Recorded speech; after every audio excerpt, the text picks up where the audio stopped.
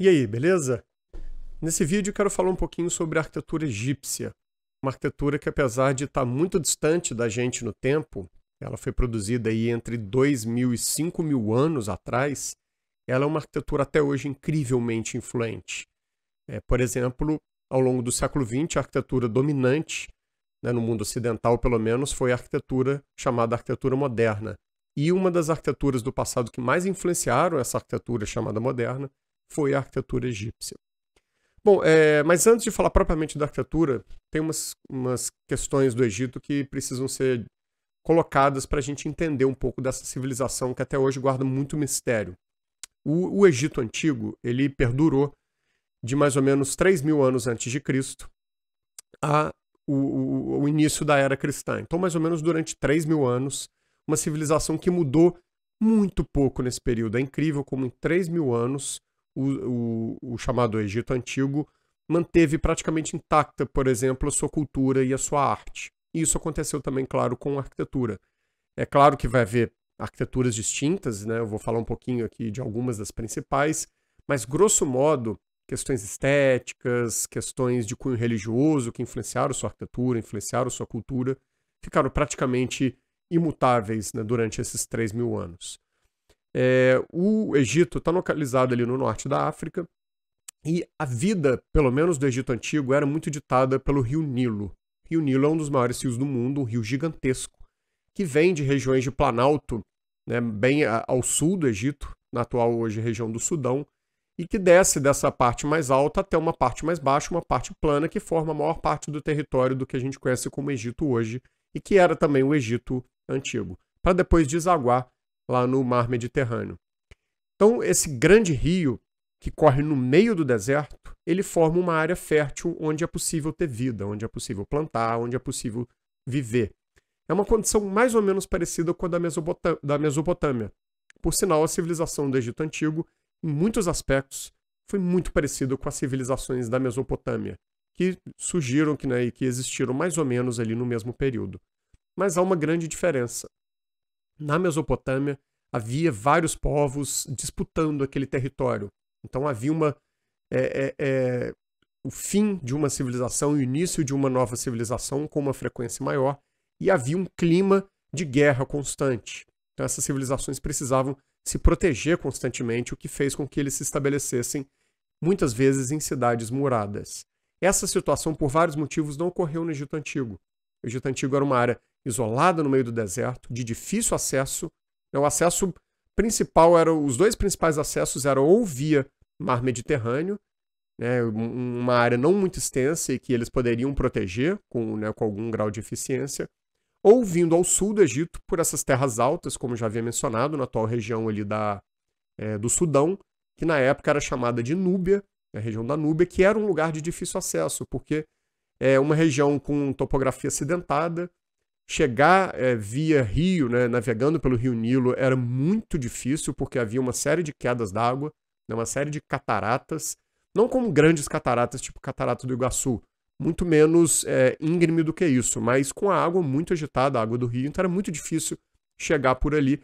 Isso fez com que então o Egito vivesse, na maior parte do tempo, numa relativa paz, o que fez com que atrasasse o surgimento das cidades no Egito.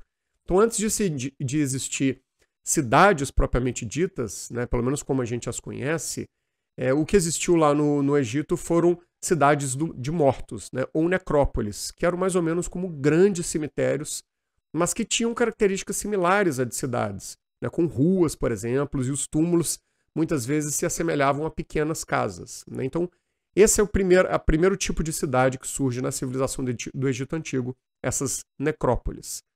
As necrópolis surgiam na margem ocidental do rio Nilo, ou seja, na margem esquerda. Né? O rio Nilo corre da área central da África em direção ao norte, ao mar Mediterrâneo, praticamente numa linha reta mesmo.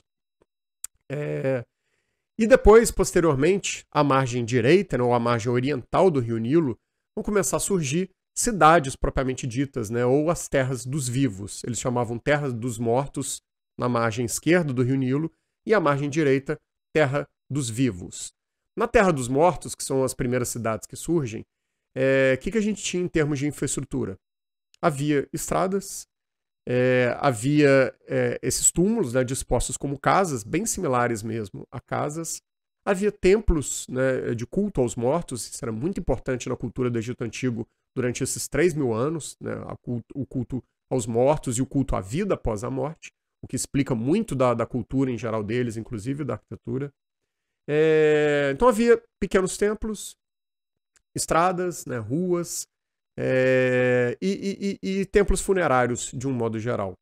Do lado direito, na Cidade dos Vivos, que surge posteriormente, havia áreas para embarcação, né, cais de porto, para você atracar embarcações. Nessa região havia bares, havia oficinas, e ligando essas regiões portuárias às partes mais altas, às terras um pouco mais altas, que ficavam fora das áreas de inundação do Rio Nilo, a gente tinha grandes ruas, geralmente grandes ruas cercadas por esfinges, por estátuas de esfinges, geralmente com a cabeça de carneiro, e linha reta, né, em linha reta, então muitas estátuas de esfinges que levavam a templos maiores que existiam, né, nessas partes mais altas, a grandes templos. E, claro, havia casas para as pessoas morarem, oficinas, enfim, tudo que precisava, lojas, tudo que precisava para uma vida ali, né, no cotidiano. No lado da Terra dos Mortos, as pessoas moravam também, mas eram moradias temporárias, eram assentamentos feitos para os trabalhadores que estavam fazendo os templos, nessas grandes obras que os egípcios faziam. Essa é uma das características mais marcantes da arquitetura deles, da construção deles, grandes construções. Então, na Terra dos Mortos, nas necrópolis, havia assentamentos temporários, alguns dos quais são preservados até hoje, para esses trabalhadores viverem enquanto eles construíam, principalmente os templos dedicados aos mortos. E de onde via essa mão de obra? Essa é uma polêmica que muitas vezes há muito erro ao se falar dela. Muita gente fala assim, essas grandes obras do Egito Antigo eram construídas com mão de obra escrava. Na verdade, a maioria da mão de obra não era mão de obra escrava, era mão de obra livre. Os egípcios escravizavam, sim, povos, mas principalmente quando eles conquistavam alguma área nova. E aí eles escravizavam aquelas pessoas naquela área que eles subjugaram. Então eles empregavam, sim, mão de obra escrava. Mas era a menor parte. A maior parte era de trabalhadores livres mesmo, egípcios, que recebiam para poder trabalhar nessas grandes obras. E o Egito tinha um grande contingente de mão de obra disponível, porque, como eu já falei, eles viviam muito em função do Rio Nilo. O Rio Nilo enchia, às vezes ele ficava 3 meses, né, mais ou menos no período do inverno deles, mais ou menos no período do verão, né, que é no meio do ano, ali em torno de julho, agosto, setembro, mais ou menos. Então, eles, quando o rio enchia, depois quando o rio voltava à sua posição original, ele deixava terra fértil. Ele umedecia esse solo desértico, deixava uma terra fértil onde podia se plantar. Então, assim que a água baixava no segundo semestre do ano, todo mundo que trabalhava ia para as lavouras para plantar, para ter comida para subsistência e para fazer comércio. Eles produziam bem mais do que era necessário. Eles tinham um domínio grande da agricultura. Mas quando a água do rio estava na cheia, no período de cheia, as pessoas não tinham muito o que fazer, não tinha agricultura, né? Não tinha terra fértil para se trabalhar. Então, nesse período, os faraós, né, que eram os reis, né, os comandantes supremos do Egito, orientavam, né, encaminhavam essa mão de obra, assalariada ou escrava, para trabalhar na construção de tudo que fosse necessário, mas principalmente dos grandes templos. E havia à disposição milhares e milhares de pessoas para fazer esse serviço. Os egípcios fizeram, por exemplo, em termos de obras de infraestrutura, eles fizeram grandes muralhas de tijolo, de terra mesmo, de adobe, né? Fizeram grandes muralhas para poder conter a cheia do Rio Nilo, né? Ou pelo menos as cheias mais intensas do Rio Nilo. Então essas grandes muralhas protegiam as áreas habitadas da cidade para evitar essas cheias extremas. Quando o rio recuava, então, deixava essas terras férteis, mas depois de um tempo essa terra deixava de ser fértil, ali ia ficando uma lama meio ressecada, aquele solo rachado, todo triturado, e eles pegavam esse solo, né, ressecado e usavam esse barro para poder fazer algumas construções, principalmente as casas comuns, casas de pessoas normais, não casas da realeza ou da nobreza. Com o tempo eles perceberam que essa lama misturada a fibras vegetais ou misturada ao esterco, né, dos animais que eles criavam, fazia com que esses tijolos de adobe ficassem mais resistentes, e com isso as construções ficaram mais duradouras. Agora, é claro, construções de tijolo de barro não duravam muito no tempo, então a gente não tem nada de pé para poder avaliar exatamente como eram essas construções.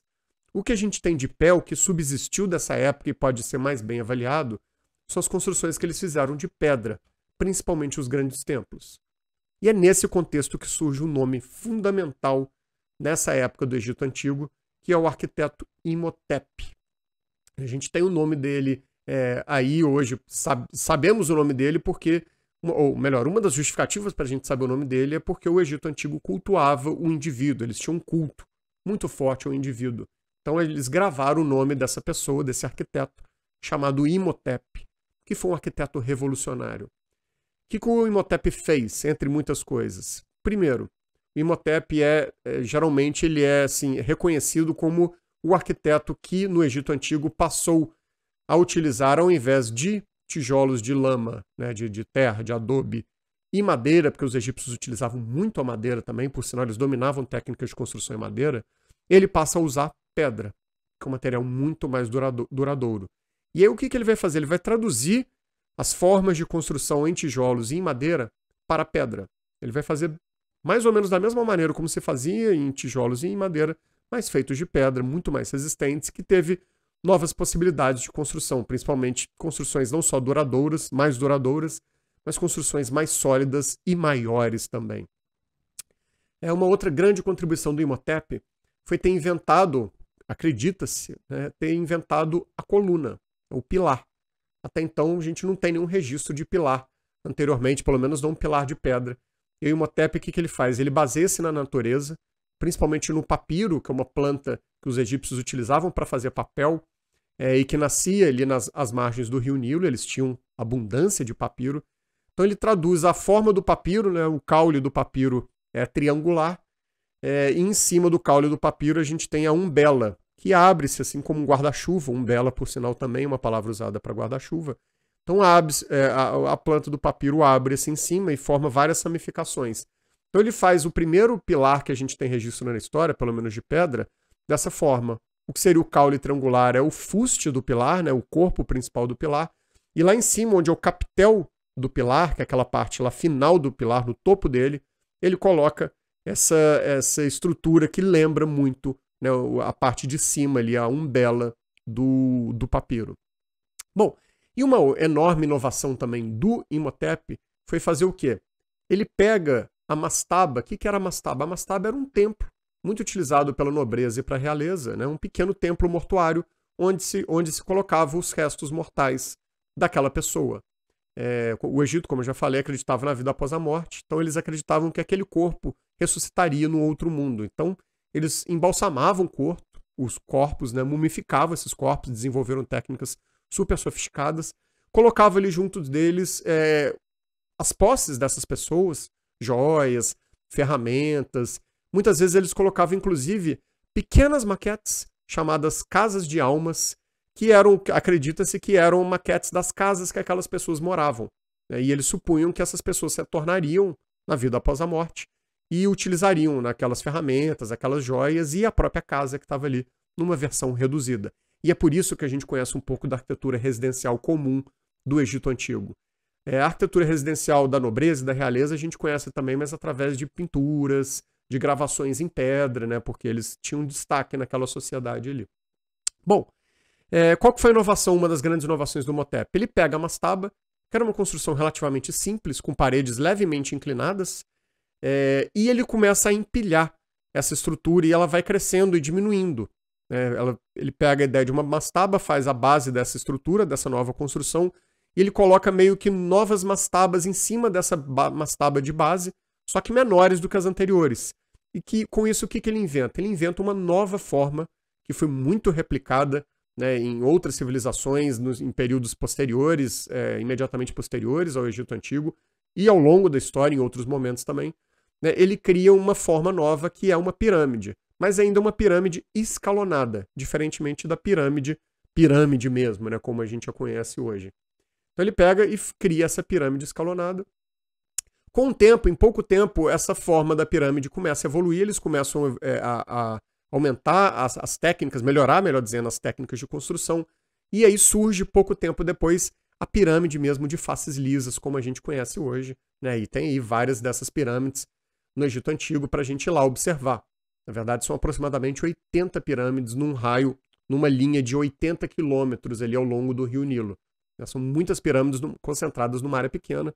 Algumas pirâmides pequenas, outras pirâmides gigantescas, né? Principalmente as 3 mais famosas do mundo são as pirâmides de Gizé. E aí, uma coisa sobre as pirâmides é importante ser dita, que as pirâmides tem muito mistério envolto, né, em torno da construção delas. Até hoje a gente não sabe exatamente como foi feito. Sabe-se que foi empregada muita mão de obra, né, muitas e muitas pessoas trabalhando. Há resquícios arqueológicos de rampas, então a gente supõe que eles construíam, claro, como se pode imaginar, de baixo para cima e iam construindo rampas de auxílio para ir subindo essas edificações. Agora, isso não explica muita coisa, porque, só para vocês terem uma ideia, apenas a pirâmide de Kéops há mais ou menos 2 milhões de blocos de pedra de granito utilizados para construir essa pirâmide. Alguns desses blocos chegam a pesar mais ou menos 15 toneladas.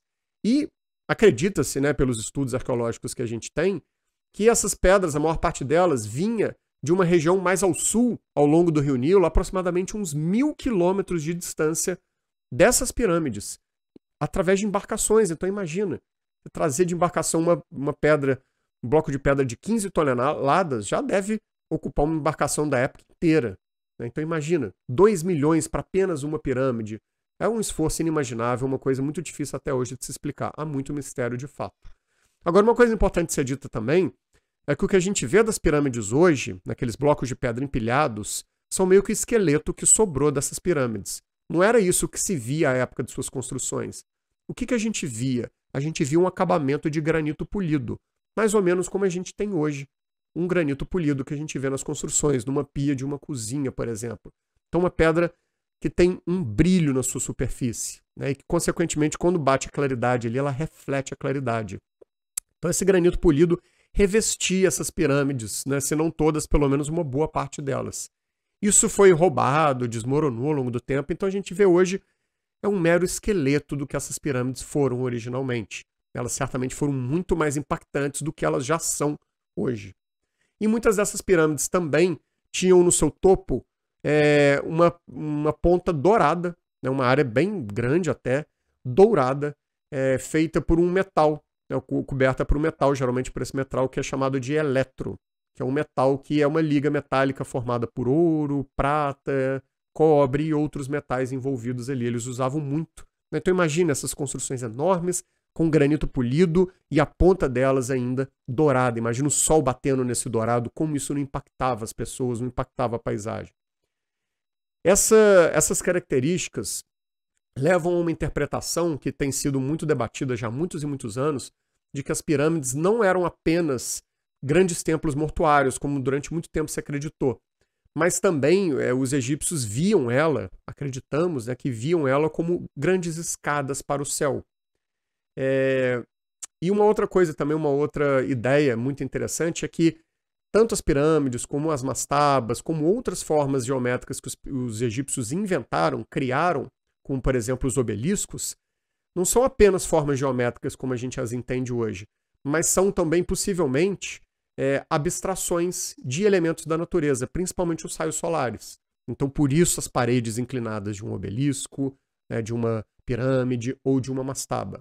Mas enfim, isso são tudo reflexões, né? São ideias que a gente tem, a gente não consegue explicar tudo ainda, certamente há muito a se saber sobre o Egito.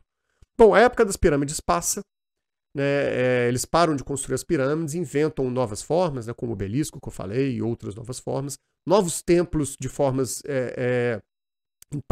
impactante de formas distintas das pirâmides vão aparecer também, e aqui eu destaco os templos de Amon-Ra, em Tebas, com muitos pilares belíssimos, né, com uma fileira de pilares parecendo uma floresta de árvores, e também o complexo de templos de Abu Simbel, né, que tem formado pelos templos de Ramsés II e pelo templo da Nefertari, que é interessantíssima é uma história mais recente desses templos. Eles são belíssimos, né, são templos que foram originalmente escavados nas pedras, e aí na década de 60, agora do século XX, o Egito foi construir uma grande barragem de Assuã, e esses templos iam ser inundados, esses e muitos outros templos. Alguns de fato foram inundados, outros mais importantes foram desmontados e remontados em outros lugares do Egito ou outros lugares do mundo. Há templos, por exemplo, no Museu de História Natural em Nova York, há templos lá em Madrid, na Espanha.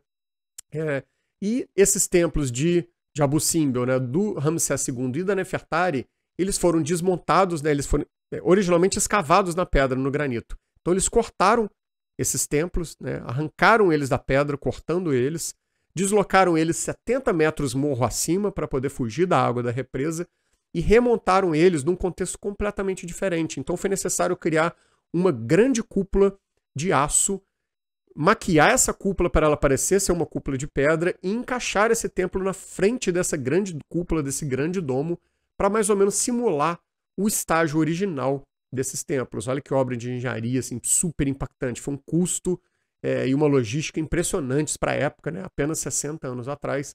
Mas isso permitiu com que hoje a gente tenha lá esses templos para serem visitados.